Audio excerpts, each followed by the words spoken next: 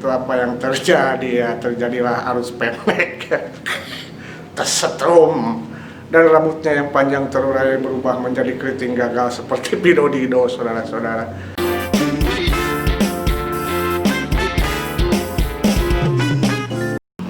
Assalamualaikum warahmatullahi wabarakatuh. Pemirsa, saudara-saudara, selamat berjumpa kembali dengan saya di channel Bacot Bahari. Oke, meneruskan tentang cerita si Kabayan dengan makhluk halus, saudara-saudara. Kita lanjutkan ke episode kedua, saudara-saudara. Jangan lupa subscribe, like, dan komentarnya. Oke, kita lanjutkan ke episode kedua.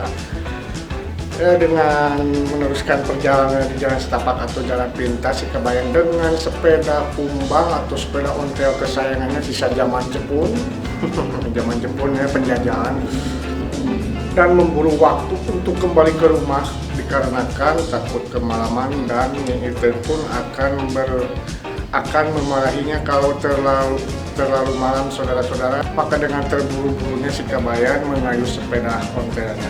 Tiba-tiba sepintas berkelebatlah sesuatu bayangan, ya saudara-saudara.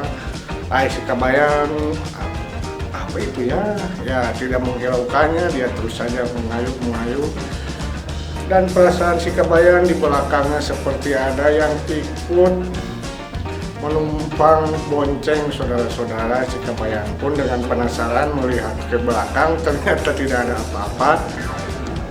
Dan menoleh lagi ke depan, ternyata ada sesuatu atau makhluk yang rambutnya panjang, rambut terurai, panjang tiada dihiraukan. Ya, itulah salah satu lagu lama, saudara-saudara.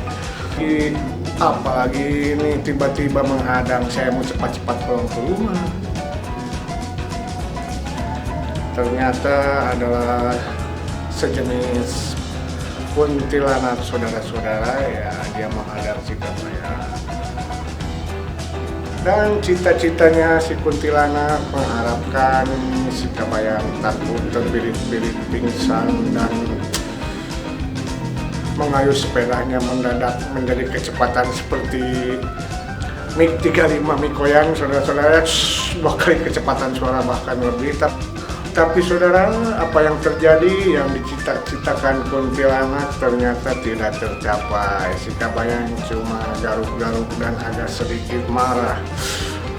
Aduh, kenapa ini? Ada lagi yang beginian yang menghadang saya mau terburu-buru, saya mau lewat. Baru tertawalah si kuntilanak dengan tertawa yang khas, saudara, itu cekikikannya. Tidak tahu saya suaranya bagaimana itu ya. Dan dia pun penasaran juga, sama seperti si pocong itu ya. Kabayan, dia tahu ya namanya si Kabayan. Cerita ini ya, lanjut aja, saudara-saudara. Kenapa tidak takut sama saya? Sambil berkelebat ke atas, bertengger di ranting atau dahan pohon dan bergoyang-goyang. Dan tertawa cekikikan lagi. Kenapa tidak takut sama saya, Kabayan? Si Kabayan, waduh, ini apa lagi? Bertengger di atas pohon. Si Kabayan punya ide. Makhluk halus, apakah cuma itu saja kemampuanmu, cuma bertengger di atas pohon saja?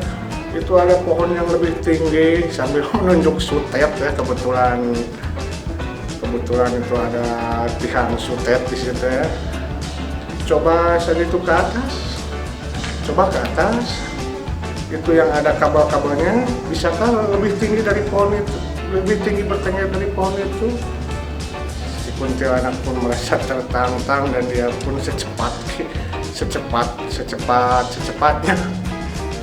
melesat dan bertengger di kabel satu kabel sutet ya, bertengger. Ya, begini Kabayan ini sangat mudah. Oh tidak, si Kabayan bilang coba di 2 kabel atau 3 kabel sekaligus itu berbaring berleha-leha. Kuntilanak pun menjawabnya itu sangat mudah si Kabayan, dan dia pun rebahan, saudara-saudara.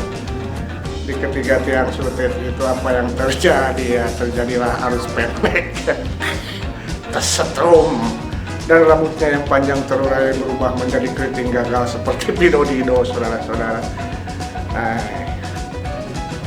tersetrum ya. Kalau hantu bisa tersetrum ya itu adalah cerita saja saya karang saudara-saudara ya. Sudah begitu sikap bayangnya. Kok tidak bisa ya. Dan kali pertama ini si kuntilanak amat terpukul dan gundah gulana karena baru kali ini dikerjain oleh manusia. Biasanya manusia lari terkencing, terbirit-birit, pingsan dan sebagainya, saudara-saudara. Ternyata lupa si kabayan juga akan